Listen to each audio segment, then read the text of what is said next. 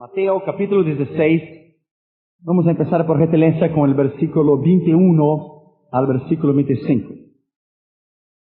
Desde aquel tiempo comenzó Jesús a declarar a sus discípulos que le convenía ir a Jerusalén y a padecer mucho de los ancianos y de los príncipes de los sacerdotes y de los escribas y ser muerto y resucitar al tercer día. Y Pedro, tomándole aparte, comenzó a reprenderle, diciendo: Señor, ten compasión de ti, en ninguna manera esto te acontezca.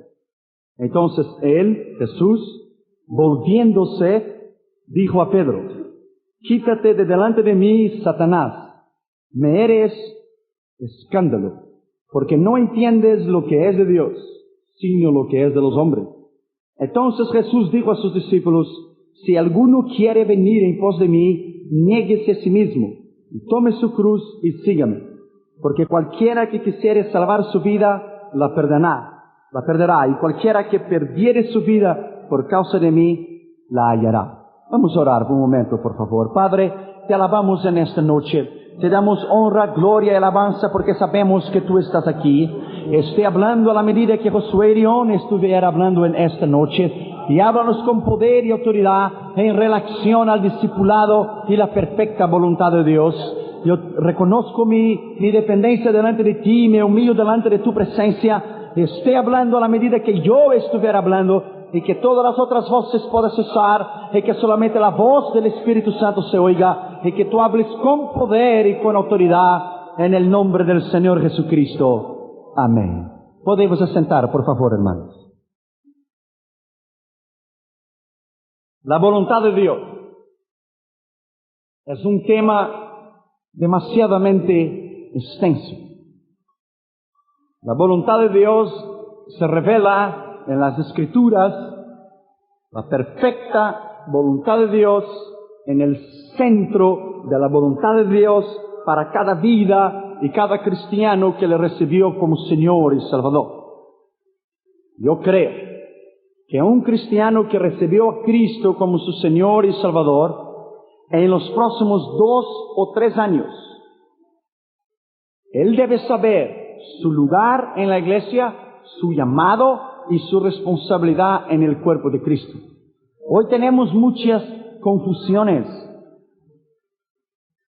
porque hemos dado oídos a tantas cosas y hemos dejado ciertas prioridades. Pero yo creo que cuando usted ha recibido a Cristo como su Señor y Salvador, y usted ha venido a la iglesia, si usted ha pasado mucho tiempo sin saber su lugar en la iglesia, su llamado, sin saber lo que realmente es que Dios quiere con usted, algo está equivocado allí. Porque cuando Dios salvó a usted, Dios lo salvó con un propósito. Él no solamente salvó a usted para que usted viniera a la iglesia, Él salvó a usted para que usted pueda conocerlo y hacerlo conocido. Él lo salvó con un propósito definido. Todas las cosas que nosotros hacemos humanamente hablando, hacemos con un propósito. Dios también es un Dios de propósito. El apóstol Pablo dijo: haced todo en orden, porque Dios es un Dios de orden, un Dios de propósito. La Biblia dice que antes de Dios crear los cielos, la tierra y los planetas, en el libro de Efesios, en el capítulo 1, Dios creó a nosotros para la alabanza de su gloria. Lo creó usted con un propósito. Juan capítulo 15 dice: ustedes son los pámpanos, yo soy la vid. Si los pámpanos no están en mí, no puede dar frutos, porque sin mí nada podéis hacer. Y los que están en mí, yo podaré, para que podáis llevar fruto, más fruto y mucho fruto, para que mi Padre sea glorificado. Cuando usted vino al Señor, y usted trajo su vida antigua del mundo, toda descontrolada y desbaratada por el pecado. Ahora el Espíritu Santo tiene con la tijera del Espíritu de Dios empezar a podar su árbol. Podarlo, para arreglarlo y dejar bien bonito para que cuando llegue la primavera. Ahora estamos en otoño. van a empezar a caer las hojas. Usted va a ver los hombres subiendo en unas escaleras del Fire Department para quitar las ramas de los árboles, porque ahora va a venir el frío. Pero en la primavera usted va a ver los jardineros trabajando allá en el jardín, podando los árboles y dejándolos muy bonitos para cuando las flores puedan brotar, porque llegó la primavera. Cuando usted vino al Señor Jesucristo, usted vino en otoño, usted vino sin hojas. Usted vino totalmente desbaratado. Cuando el Señor arregló tu vida en el altar, usted estaba como las ramas, todas tuertas para un lado, sin orden. Pero el jardinero del Espíritu Santo empezó a podar a usted. Empezó a cortar las ramas que salían del orden y le empezó a arreglar bien para la primavera, que es el bautismo del Espíritu Santo. Entonces usted empezó a brotar como una flor en el jardín de Dios, para un perfume, un olor agradable a Dios, que es el propósito que Dios tiene contigo en la iglesia del Señor. Y si usted ha venido a la iglesia, es porque Dios tiene un propósito específico y Él tiene que podar áreas de su vida para arreglarle muy bien, para que usted entonces pueda ser el jardín hermoso de Dios para la gloria de su nombre. A veces nosotros no entendemos la perfecta voluntad de Dios y nos envolvemos en una serie de confusiones que nos hacen claudicar en las cosas espirituales. Romanos capítulo 12, 1-2 dice: os ruego, hermanos, por las misericordias de Dios, que presentéis vuestros cuerpos vivos, santos y agradables a Dios, que este es vuestro culto racional. En el griego esa palabra racional es: este es vuestro culto perfecto, la perfecta obra que Dios ha hecho en ti cuando Él te ha salvado. Entonces dice: para que podáis renovar vuestra mente, para que podáis entender cuál sea la buena, perfecta y agradable voluntad de Dios. La voluntad de Dios es buena, perfecta y agradable. Y solo hay una voluntad de Dios. No existen dos voluntades de Dios. Solo hay una voluntad de Dios. Y uno de los grandes problemas que yo he visto en la iglesia de Dios, no solamente aquí en los Estados Unidos, en otras partes también, es que tenemos potenciales en la iglesia. Tenemos potenciales tremendos en la iglesia. Tenemos gente con talento, con dones, que Dios les ha bautizado en el Espíritu de Dios. Porque el bautismo del Espíritu Santo no es la última cosa. El bautismo del Espíritu Santo es la puerta que Dios abre para los dones espirituales. Muchos dicen: oh, yo ya soy bautizado en el Espíritu Santo, ya no necesito de más nada. No, estás apenas empezando.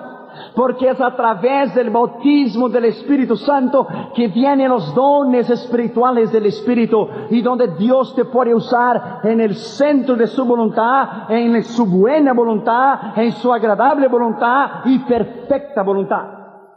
Tenemos potenciales en la iglesia, pero parece que no sabemos dónde está nuestro lugar. Tenemos un desperdicio general en los bancos de nuestras iglesias de poder y de autoridad. Así como hay desperdicio de la energía eléctrica, que se desperdicia mucho, de las quedas de las aguas que no se aprovecha, el desperdicio del aceite. Los Estados Unidos consumen 16 millones de barriles de petróleo por día, y hay un desperdicio general de muchos carros aquí en los Estados Unidos. California tiene 3 veces más en carros lo que tiene en personas. Lo que hay de carros aquí, hay de parking lot, de estacionamiento en la Unión Soviética sin carros. Hay un desperdicio de poder, hay un desperdicio de autoridad en los bancos de nuestras iglesias. ¿Sabe por qué? Porque no hay un discipulado. Ellos tienen el poder, ellos tienen la autoridad, pero no hay un discipulado para que ellos puedan crecer y saber cómo, cuándo y a dónde usar el poder que ellos tienen. Por eso es necesario el discipulado en la iglesia. Por eso es necesario, como Pablo hizo con Timoteo. Pablo lo llevó a sus viajes. Pablo lo enseñó. Después Pablo le puso en Greta para ser pastor de una iglesia. Después lo llamaba mi hijo espiritual, que era Timoteo. Él aprendió con él. El discipulado en la iglesia es la mayor necesidad que tenemos. Las iglesias han hecho convertidos, pero no discípulos. Jesucristo dijo, haced discípulos y enseñad todo lo que yo he dicho. Pero la iglesia ha hecho convertir. Y tenemos potenciales en la iglesia, pero esos potenciales no son usados porque no han sido discipulados, no han sido desarrollados. Yo tuve muy buenos discipuladores en mi vida. Yo tuve hombres que tuvieron paciencia conmigo, que sentaran conmigo, que caminaban conmigo, que comían conmigo, que viajaban conmigo para enseñarme. Ellos no podían soltar mucho la rienda como se hace en un caballo porque se iba muy rápido. Ni podían darle un ralón para atrás porque entonces podían herirme y echarme para atrás. Tenía que soltarme la rienda a la medida de mi obediencia y fidelidad. Así es Dios. Cuando Dios empieza a trabajar con nosotros en el discipulado, Dios quiere ver nuestra entrega y nuestra disposición para estar bajo su escuela.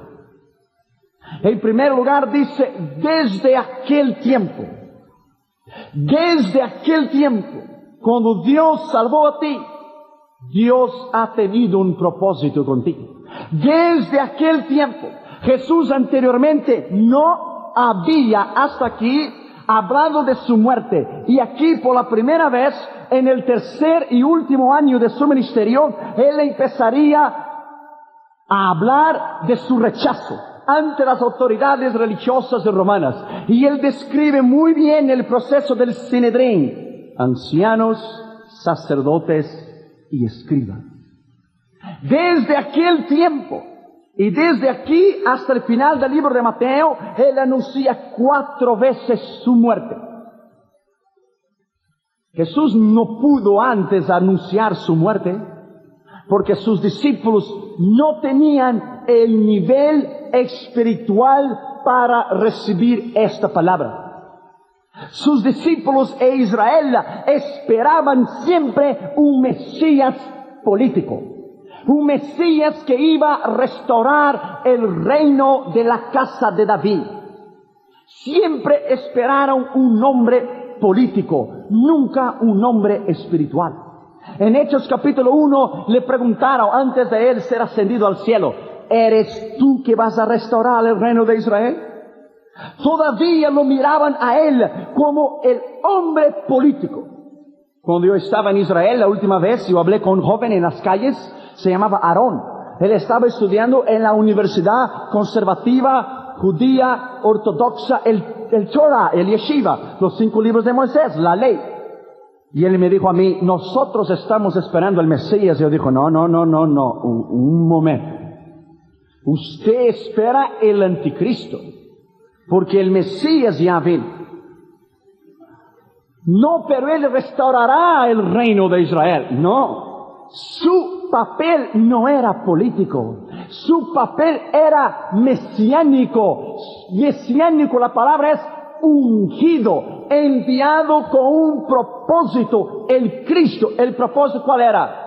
Dar su vida en rescate por muchos. Su propósito no fue restaurar el reino de Israel, aunque restaurará en el milenio y después el reino de Israel, pero su propósito fue venir para morir en la cruz. Por esto Jesús nunca habló en el principio de su ministerio, ni en el segundo año, solo en la mitad del tercer año, faltando 5 meses para él morir.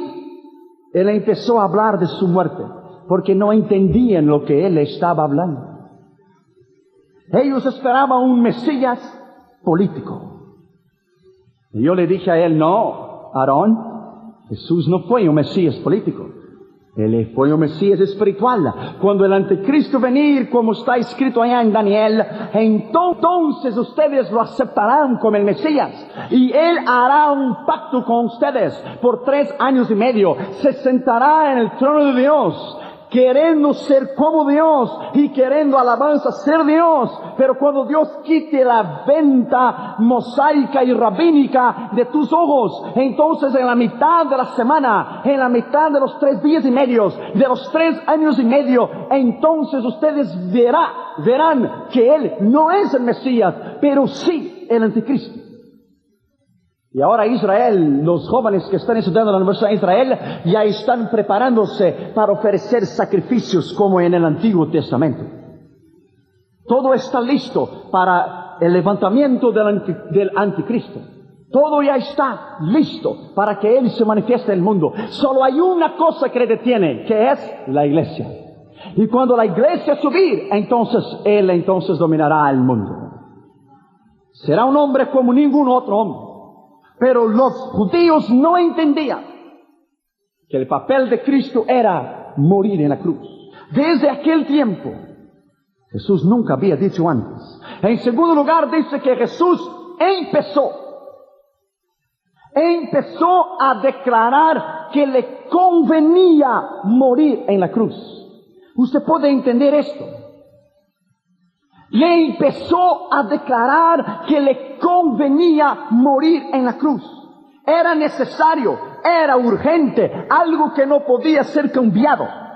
Nosotros necesitamos de comida, de bebida, de vestido, pero Jesús dice, yo necesito morir.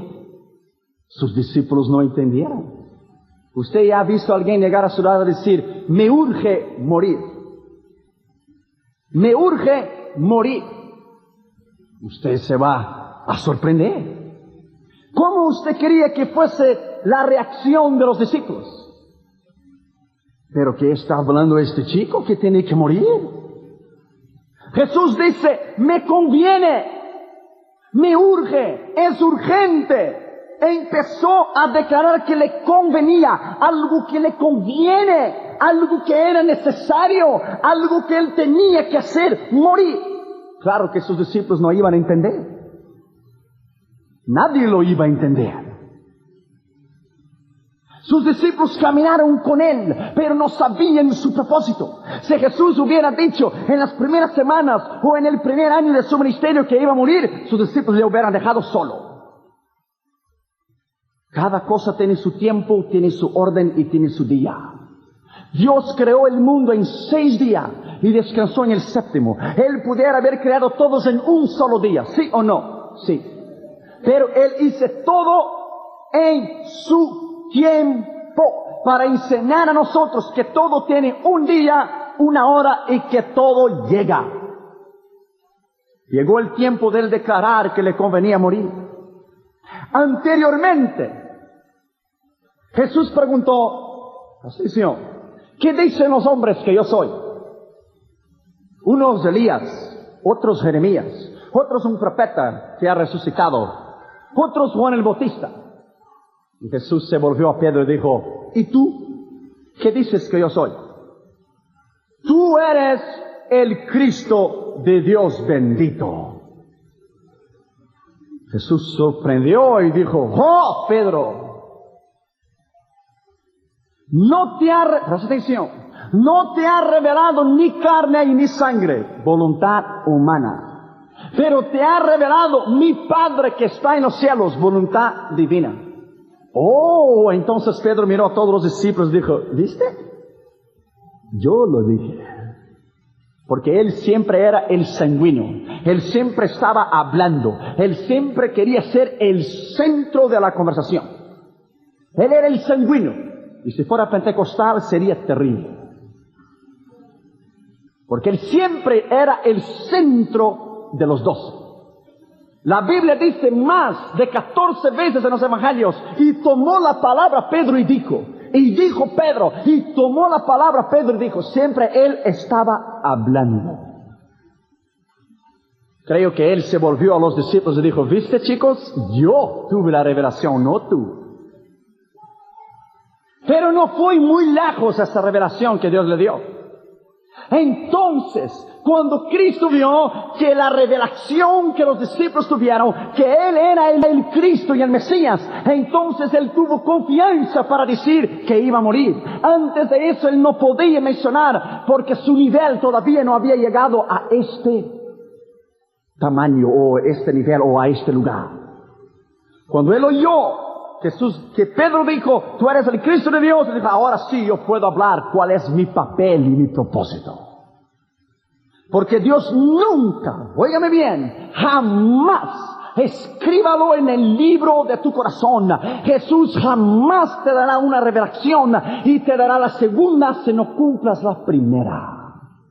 Nunca. Si usted cumple la primera, Él te dará la segunda. Si usted cumple la segunda, Él te dará la tercera. Pero si usted no cumple la primera, quedarás parado ahí en la primera. Y yo conozco cristianos de 5, 10, 15, 20, 25, 30 y 35 años en la iglesia que quedaron en la primera liberación, porque no dieron lugar y apertura al Espíritu de Dios para la segunda y para la tercera.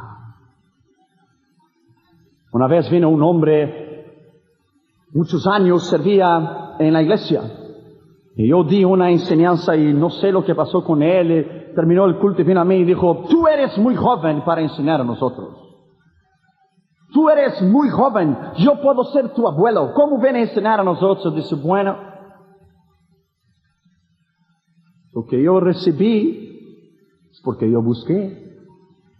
Pero si usted queda sentado con los brazos cruzados en la casa, no piense que Dios le va a usar a usted.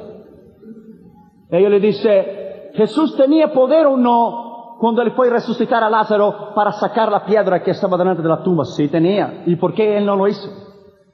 Oh, no sé. No, Jesús dijo, hombres, quitad la piedra, porque lo que tú tienes que hacer, Dios no va a hacer por ti. Las cosas que tú tienes que hacer, Dios no lo harás por ti. Él podía decir, piedra, sácate del lugar, retírate. Pero Él dijo, hombres, quitad la piedra. Lo que el hombre tiene que hacer, Dios no hace por el hombre. Olvídalo. Dios actúa en el sobrenatural y el hombre actúa en el natural.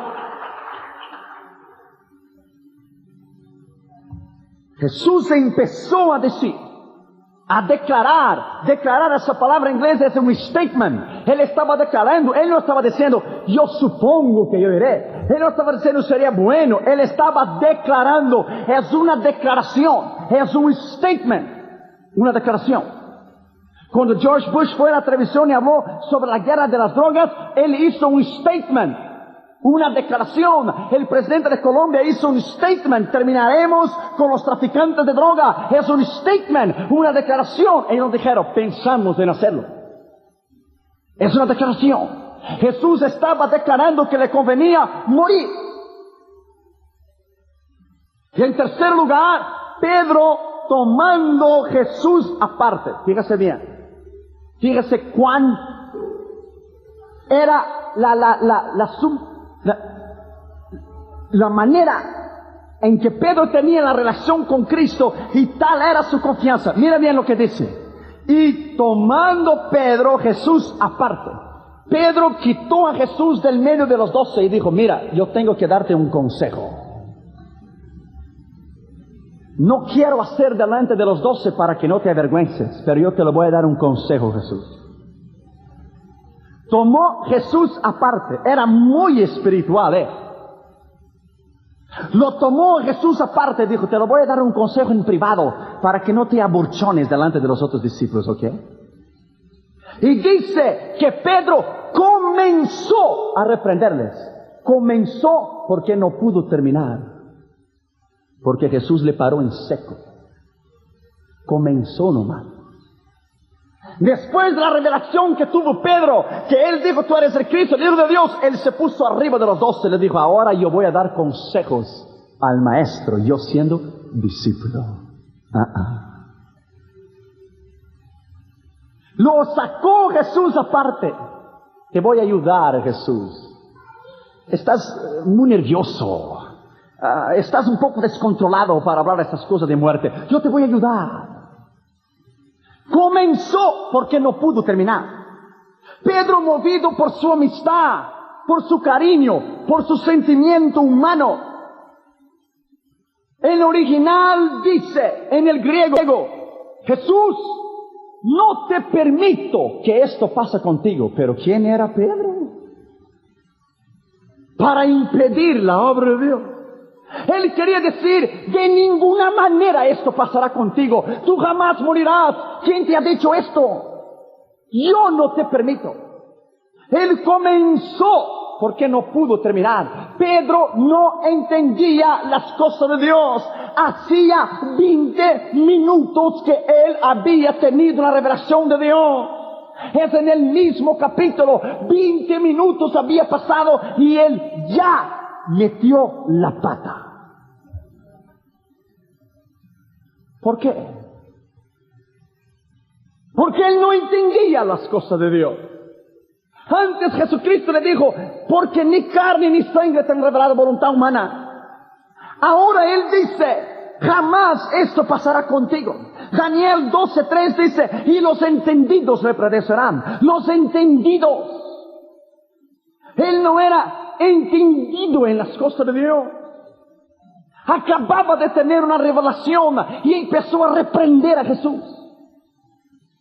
¿Usted ya ha pensado en esa palabra? Alguien reprender a Dios. ¿Alguien puede reprender a Dios? ¿Dios se ha equivocado alguna vez? ¿Dios ha hecho algo que se ha arrepentido?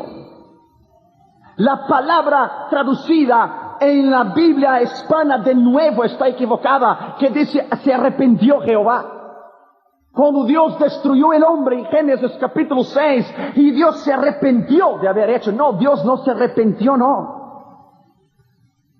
Dios se conmovió en el griego. Sus entrañas en el hebreo, sus entrañas se conmovieron por haber hecho eso, no arrepentido.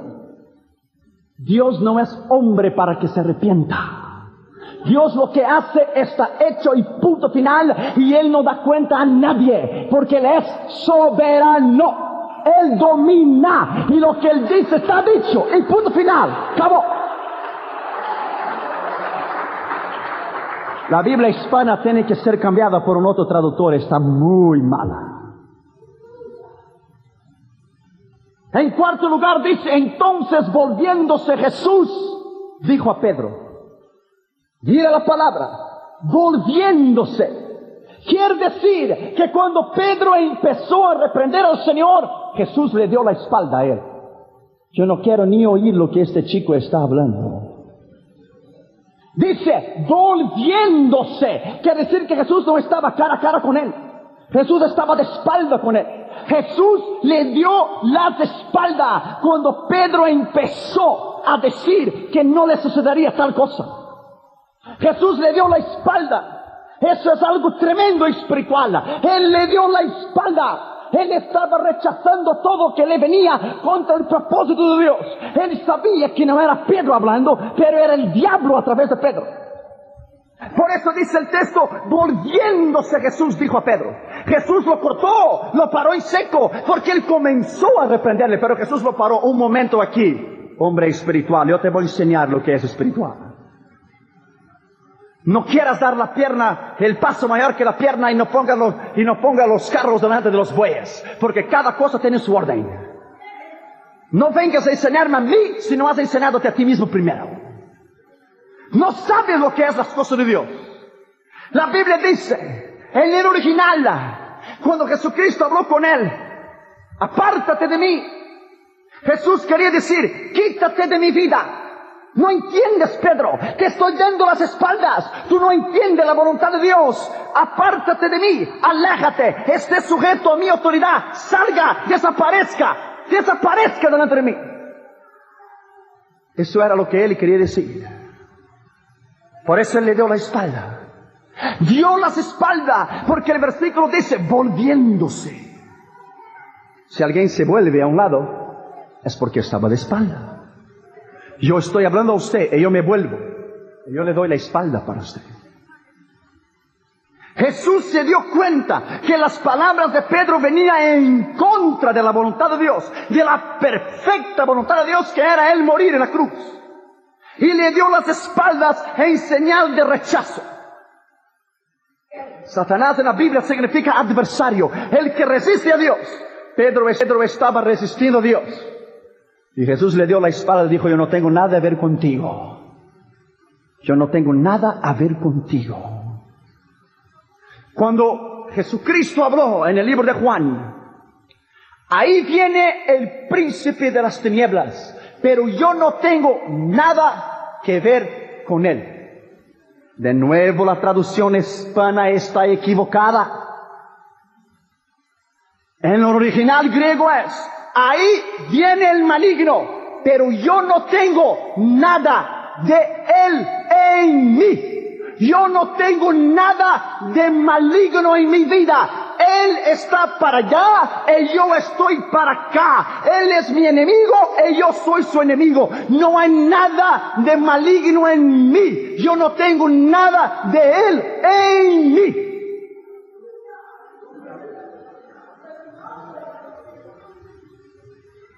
Jesús le dio la espalda. La palabra griega usada y traducida por preocuparse expresa una disposición moral del corazón. Significa el respeto de las cosas religiosas. Pedro tenía el respeto de las cosas religiosas por preocuparse que él iba a la cruz, pero no entendía el propósito de Dios.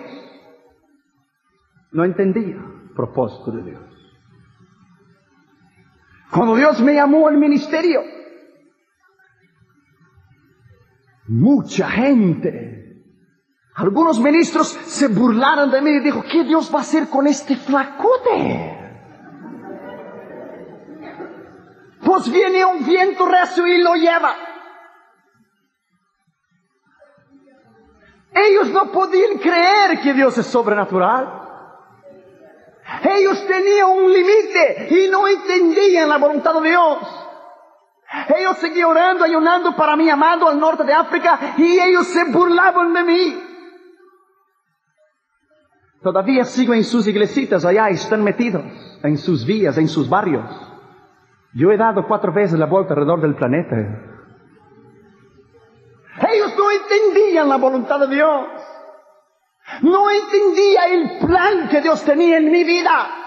Porque limitaban a Dios y le ponían adentro una caja de zapatos número 7 y le decía: quédate allí. Pedro no entendía. Pedro esperaba un Mesías glorioso, el rey que venía a levantar a Israel y restaurar el reino, pero no un Mesías sufridor, quería morir. Por eso Jesucristo dijo en el libro de Juan: no os dejaré huérfanos, pobrecitos de ustedes. Son unos hombres tan grandes y pescadores, y ahí están llorando porque yo me voy. No os dejaré huérfanos. Yo enviaré otro consolador. Por eso que el Espíritu Santo en el griego es paracleto, consolador, ayuda. En el latín es advocatus, el que te representa, el que habla por ti. Él habla por ti. Él es el advocatus. Por eso él dijo otro consolador. Hay el Espíritu de Dios como consolador, hay el Espíritu de Dios como un viento recio, hay el Espíritu de Dios como poder, hay el Espíritu de Dios como autoridad, que es dunamis, dinamita en el griego, hay el Espíritu de Dios como habitación, hay el Espíritu de Dios como perdón, y hay el Espíritu de Cristo que lo levantó de los muertos.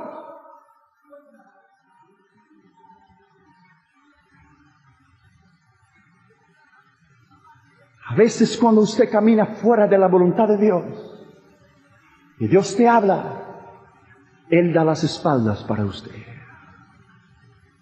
Y cuando usted persiste en la equivocación, en el error, y que Él está diciendo: hay una puerta para que tú pases, pero queremos pasar a través de la pared y nos rompemos la cara. Dios está diciendo: pase la puerta, ¿no ves? Hay una puerta. Pero queremos pasar por la pared. Dios creó el hombre a su imagen y semejanza, pero hoy el hombre quiere crear el Evangelio y a Dios a su imagen y semejanza. Pero eso no funciona. No podemos invertir las órdenes. En la matemática se puede decir, la orden de los factores no altera el producto. Esto es la matemática. Aquí en la palabra de Dios esto no vale. La orden de los factores sí altera el producto. Usted no puede poner Dios atrás en el carro y usted delante. Él va adelante y usted atrás. Altera el producto. Tiene que alterar el producto. Para toda regla, dijo el gran Sócrates, hay una excepción. Pero para esa regla aquí, de la palabra de Dios, no hay excepción. Esa es la única regla que no hay excepción. Es una sola Biblia para todas las culturas. Todos tienen que adaptarse aquí. Y no hay peros para Dios. No existe esta palabra, peros para Dios. Solo existe, obedézcame o sal fuera del camino y da lugar a un otro. En quinto lugar, Jesucristo le dice a Pedro, me eres de escándalo. ¿Por qué de escándalo? Porque lo trajo aparte para darle una lección de moral, para darle un consejo, para enseñarle, para que él no fuese abochornado delante de los 12. Y él le dice, tú me eres de escándalo. ¿Tú trabajas para mí o tú trabajas contra mí? ¿En cuál lado estás tú trabajando?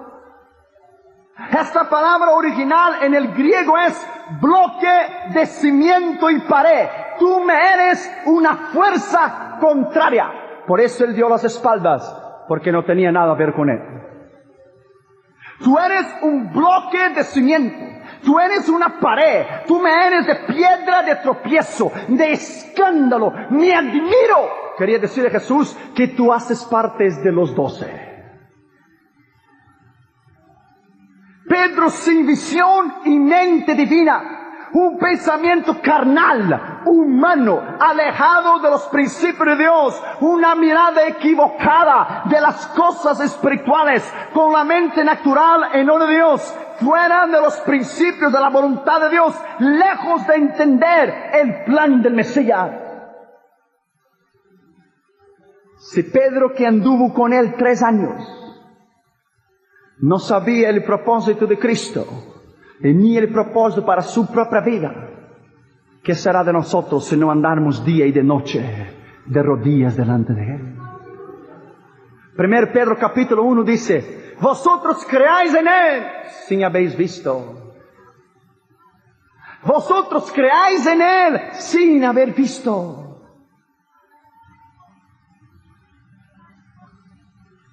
1 Juan capítulo 1 y versículo 2 dice, a lo que nuestros ojos han visto, lo que nuestras manos han tocado y apalpado, lo que nuestros oídos han oído al verbo de la vida, y sabemos que Él es el verdadero.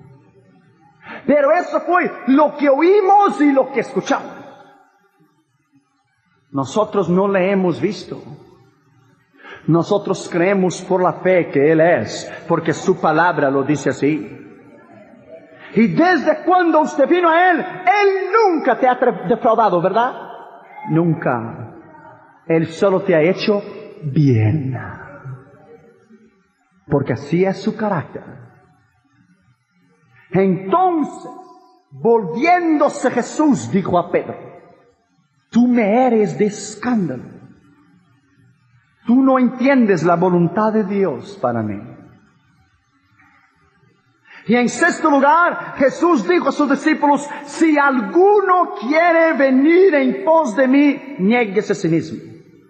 Jesús paró Pedro en seco y llamó a sus discípulos y dijo, ahora yo te voy a dar una lección a ti, mi amigo. ¿Quisiste dar a mí? Ahora quédate ahí en pie, que tú vas a saber lo que es bueno. Venga para acá ustedes. Miró a todos los discípulos, creo que apuntó el dedo para Pedro y dijo, si alguno, que quiere decir tú, Pedro, si alguno quiere venir en pos de mí, no delante de mí, en pos de mí, atrás de mí. niéguese a sí mismo. Pedro creo que quería decir, ¿qué está hablando este hombre ahora? Niéguese a sí mismo. Si alguno, él quiere ser tú, Pedro. Niégate a ti mismo, muera. Yo iré a morir. Y tú tienes que morir para tu yo personal y estar dispuesto a morir por mí. La tradición dice que Pedro fue crucificado de cabeza para abajo porque él dijo que no era digno de morir como su maestro. Él murió como Cristo murió. Jesús aprovechó para enseñar a sus discípulos. Puso a Pedro en el medio de ellos y le puso de ejemplo al que se oponía de la voluntad de Dios. Creo que Jesús dijo, ¿está viendo este hombre aquí? Él se opone a mi voluntad, no sea como él. Jesús no perdió el momento, pero aprovechó el momento para enseñar a sus discípulos y puso a Pedro como un mal ejemplo. El verdadero Pedro no se conoce porque él había traicionado al Señor. Pero el verdadero Pedro se conoce por su arrepentimiento y cuando Dios lo levantó, porque fue el cabeza del inicio, del principio de la iglesia. Uno de las columnas de la iglesia, el primer a predicar la palabra de Dios en el libro de Joel, la profecía, cuando Dios derramó y descendió con el Espíritu Santo. Porque él estaba convertido. Pedro anduvo los 3 años con el Señor y no era salvo. No era convertido. En los últimos capítulos de Lucas, Jesucristo le mira y dijo, Pedro, Pedro, Satanás te ha pedido tu alma para zarandearte, pero yo he rogado por ti. Y el original, una vez más la equivocación de la Biblia hispana. La Biblia hispana dice, y yo he orado por ti, para que cuando tú te conviertas. La traducción hispana dice, yo he orado por ti, para que cuando tú supieres quién yo soy. No, él ya sabía quién él era, porque él le había dicho, eres el Cristo de Dios. Para que cuando tú te conviertas, tú confirmes a tus hermanos. Él anduvo con Cristo. Y el momento de su arrepentimiento, ¿cuál fue? Cuando le llevaba a un Jesucristo preso arriba, en el segundo piso, en el pretorio, y Jesús le miró a él, y el gallo cantó 2 veces. Cuando Jesús le miró a él, y dio una mirada transparente, una mirada de amor, él no dijo palabra ninguna, él solamente le miró, y el gallo cantó, y Pedro salió y lloró amargamente. Fue cuando él se convirtió a Jesús.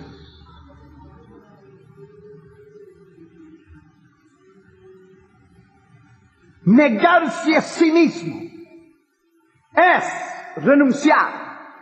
La mejor definición que he conseguido es, negarse a sí mismo es Cristo ocupando el lugar del yo. Cristo tiene que ocupar el lugar de yo. El machismo, porque somos hombres, porque eso es carnalidades.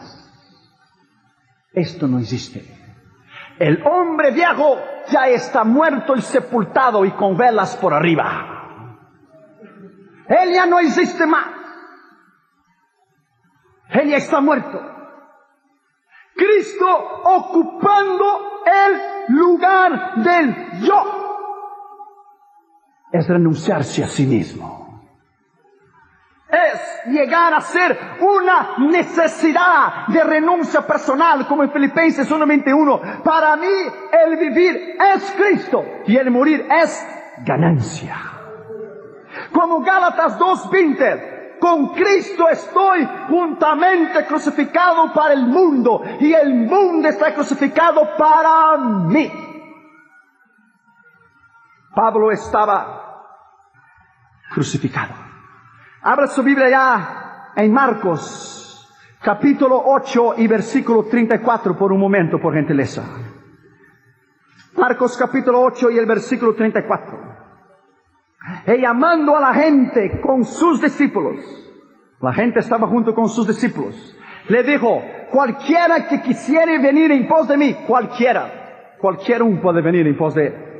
Pero tiene que negarse a sí mismo, tomar su cruz y seguir a mí. Usted no puede seguir al Señor de su propia manera. Las multitudes venían a Cristo y las multitudes estaban impresionadas con su enseñanza. Pero mucha gente, cuando Jesús empezó a decir esto, tienes que negarte a ti mismo, tomar tu cruz y seguir a mí, mucha gente le empezó a dejar. Juan capítulo 6, versículo 60. Y Pedro dijo, mira cómo tú hablas. La mayoría de la gente ya te ha dejado. ¿Qué historia es esta de morir?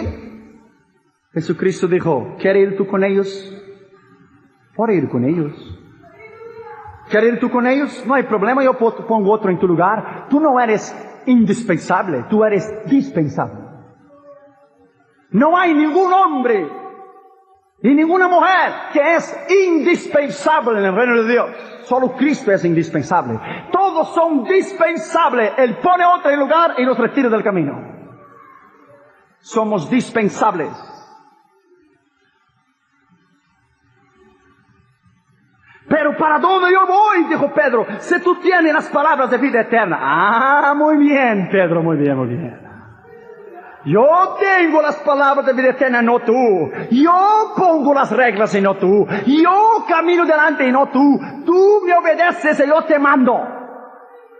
Aquí no se equivoca. Y no hay que tener que cambiar aquí las reglas. En el griego dice que Pedro, temblando y sudando frío, dijo, ¿para dónde yo voy? Jesucristo dijo, cálmate, cálmate, cálmate. Yo pongo las reglas y tú me obedeces. Si no, puedo ir con ellos. Yo levanto otro y pongo en tu lugar. Tú no eres nadie para tomar lugar de un otro que yo quiero levantar. Renúnciate a ti mismo. En séptimo lugar, tome tu cruz. En el tiempo de Cristo, esta era la muerte más horrible y horrenda, morir a la cruz. Si fuese hoy, si Jesús viniera en el tiempo de hoy para morir, lo hubieran puesto en la silla eléctrica en Florida o en la cámara de gas aquí en California. Porque esa es la peor manera de morir hoy día. Pero aquel entonces, la peor manera de morir era crucificado. Por eso que crucificaron los dos ladrones con él, porque eran criminales. ¿Sabe cómo era crucificado aquella gente? Tenía un palo enorme que se llamaba patibulum en latín. Jesús no arrastró toda la cruz, son dos partes, la que va en el medio y la que va vertical y la horizontal. Jesús llevaba el patibulum, la que está en el medio. El condenado era obligado a llevar su propia cruz hasta el lugar de su crucifixión. Por eso el libro de Juan dijo, y él mismo llevaba su cruz. Y él mismo, Jesús, llevaba su cruz, porque los condenados tenían que llevar su propia cruz. Usted sabía que cuando usted vino a Cristo, usted está condenado para el mundo. Usted no tiene nada más que ver con las obras de las tinieblas. Cuando usted le recibió como Jesús, como su Señor y Salvador, usted empezó a poner la cruz sobre tus propios hombros. Y estás condenado para el mundo. El mundo no tiene nada más que ver contigo. Ellos son tinieblas y usted es luz. Y no hay compatibilidad entre las tinieblas y la luz. No hay. La cruz es un instrumento de oprobio, de dolor, de muerte, de sufrimiento, de angustia. Jesús quería decir, mis queridos y amados discípulos, lo que yo quiero decir a ustedes, mis amados discípulos, es que ustedes tienen que algún día morir como yo voy a morir. Esté dispuesto a morir como yo voy a morir. La madre de Zebedeo vino a Cristo y dijo, Señor, te voy a hacer un pedido, no me lo niegues. ¿Qué quieres, mujer? Permita que uno de mis hijos, allá en la gloria, cuando tú vas a venir con tus ángeles, uno esté sentado a tu derecha y el otro a tu izquierda. Jesús miró a ella y dijo, ¿qué tú estás hablando, mujer? ¿Tú no sabes lo que tú pides? Quien está a derecha mía es mi Padre. Y nadie está a mi derecha. Él está a mi derecha. Y el Espíritu Santo a mi izquierda. Nadie puede estar a mi lado. Tú no sabes lo que tú hablas. Puedes beber el cáliz que yo voy a beber. La mujer dijo, no sé. Los hijos de Zebedeo decían, sí, nosotros podemos beber. Jesucristo decía dentro de sí, pero esos chicos no saben nada. Por eso Jesucristo dijo a ellos, raza de incrédulos, ¿hasta cuándo estaré con ustedes? Salga, hágame a un lado, tráigame a este muchacho que está aquí, porque allá estaba Pedro. Sal, en el nombre de Jesús, demonio. Y el demonio se reía de él. Incrédulos, ¿hasta cuándo tendré que estar con ustedes? Este tipo de demonio no sale, a no ser con ayuno y oración. Ustedes no saben nada. Cuanto más estoy con ustedes, son peores. Podemos beber tu cáliz. ¿Cómo beber el cáliz de él? Nadie lo podía beber el cáliz de él. Jesús le contestó a ellos. Jesús dijo, sí, ustedes pueden beber. Ya vamos a terminar con este asunto. Ellos querían una posición de privilegio. Una a la derecha, otra a la izquierda. Jesucristo dijo, no sabe lo que habla. El que quiere ser primero, sea el último. El que quiere ser Señor, que sea el siervo. El que quiere ser mayor, que sea el menor. Porque el Hijo del Hombre no vino para ser servido, pero para servir y dar su vida en rescate de muchos. Yo vine para servir.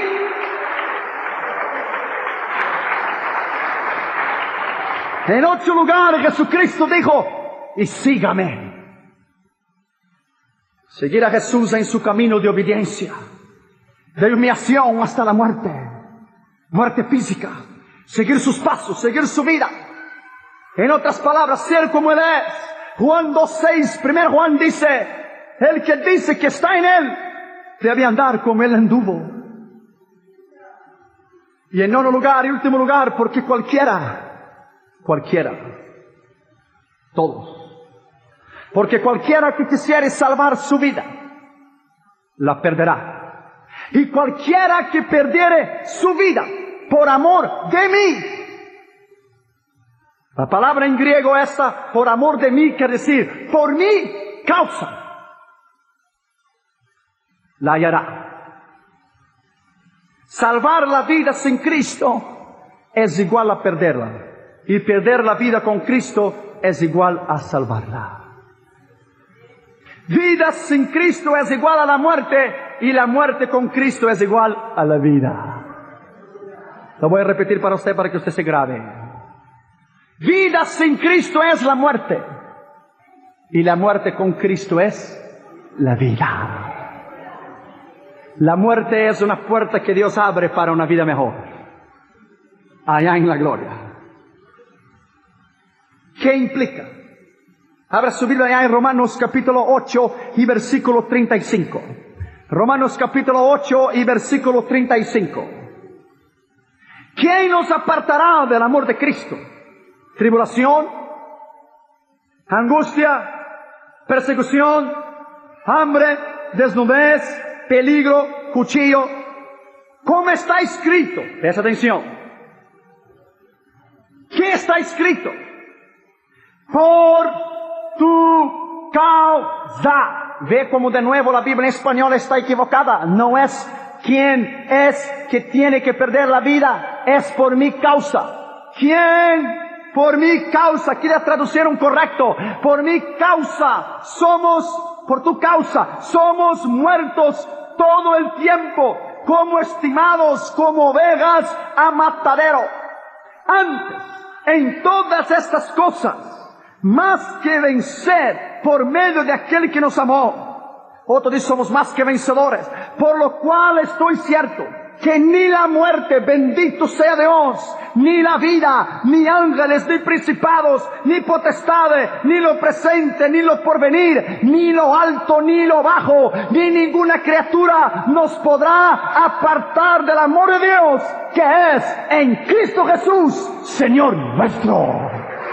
¡Oh, gloria, aleluya! Ni muerte, ni nada nos podrá apartar de Jesucristo. Segundo Corintios capítulo 4, versículos 8 en adelante. Segundo Corintios capítulo 4, versículo 8 en adelante. Presta atención. Estando ahora, no estuvieran en el pasado, no estarán en el futuro, estando desde el momento que usted recibió a Cristo, estando atribulados en todo, mas no angustiados, en apuros, pero no desamparados, perseguidos, mas no solos o desamparados, abatidos, mas no pereciendo, llevando siempre por todas las muertes, todas las partes, la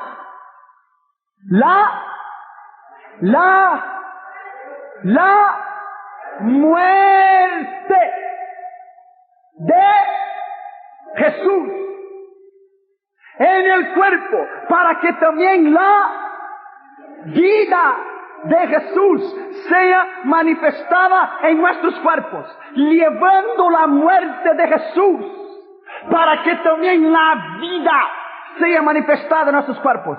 Porque nosotros que vivimos, siempre estamos entregados a muerte por Jesús, para que también la vida de Jesús sea manifestada en nuestra carne mortal. De manera que la muerte obra en nosotros, Pablo decía, y en vosotros la vida. Cuando usted lleva la muerte de Cristo en tu cuerpo y padece de los sufrimientos del Señor Jesucristo en tu cuerpo, usted es partícipe de las bendiciones que vendrán en la gloria.